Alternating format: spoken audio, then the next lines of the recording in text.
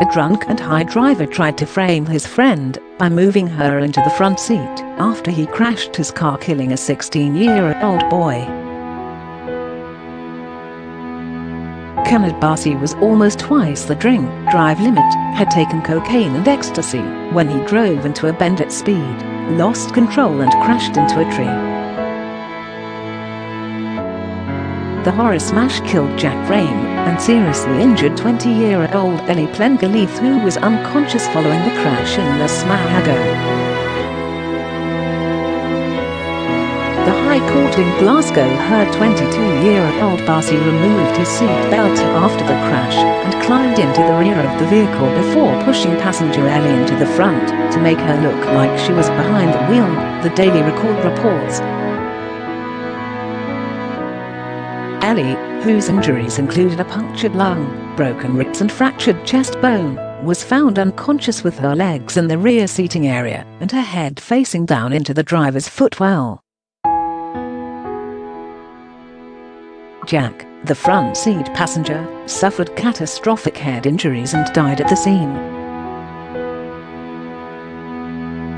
Basi, from Glasgow, continued to lie for months that Ellie had been the driver, which led to her suffering horrendous abuse in her hometown. On Monday he admitted causing the death of Jack by driving dangerously and will be sentenced next month. Ellie branded him a toxic monster and said she has lived in constant anxiety since the fatal crash. Speaking after the guilty verdict, the subway sandwich maker said, "Kanad moving me from the backseat to the driver's seat while I was unconscious shows you what kind of person he is." What made things worse was that, because he wasn't charged for a long time, he was able to spread his own false version of events around our community to further the notion that he was a victim. This meant people believed him, and they blamed me for the accident. I received loads of abuse either in person or in texts, and it made it difficult for me to attend Jack's funeral with other young people believing Kanad. However, Jack and Aiden's family, I think, always suspected there was something wrong with Kanad's version of events, and thankfully they have always been very supportive and kind to me from the beginning. The whole thing took a massive toll. I lived in constant anxiety, and I have physical injuries that will now stay with me for the rest of my life. It makes me sick to think Kanad was my friend before the crash. I trusted him. I don't know how he could do something so horrendous to take time and plan things and spread lies.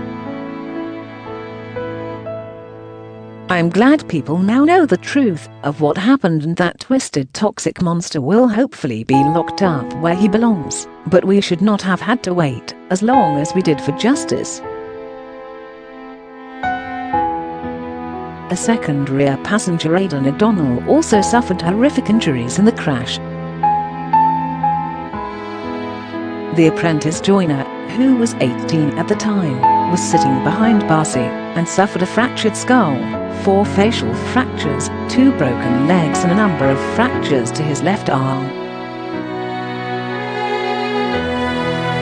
He had to undergo surgery and learn to walk again. Judge Lord Mulholland remanded first offender Basi in custody and deferred sentencing him until next month for background reports. He said, "This is an utter tragedy for the family of the deceased, who lost his life with catastrophic injuries which you were responsible for with your driving. If ever there was a case that showed the folly of the combination of drugs, alcohol and speed, it is this case." Close quote. A statement from the Frame family, including parents Amanda and David, said, "Losing Jack was the worst pain our family has endured, but the torment comes from not knowing what happened that night. We mourned after what we thought was a tragic accident, but to find out nearly a year later that the driver acted illegally just turned everything upside down." Dealing with a sudden death is hard enough, but to try and deal with the death along with confusion, anger and not knowing any of the facts just makes everything 100 times worse, because it's like losing someone twice as it created a whole other reason to grieve.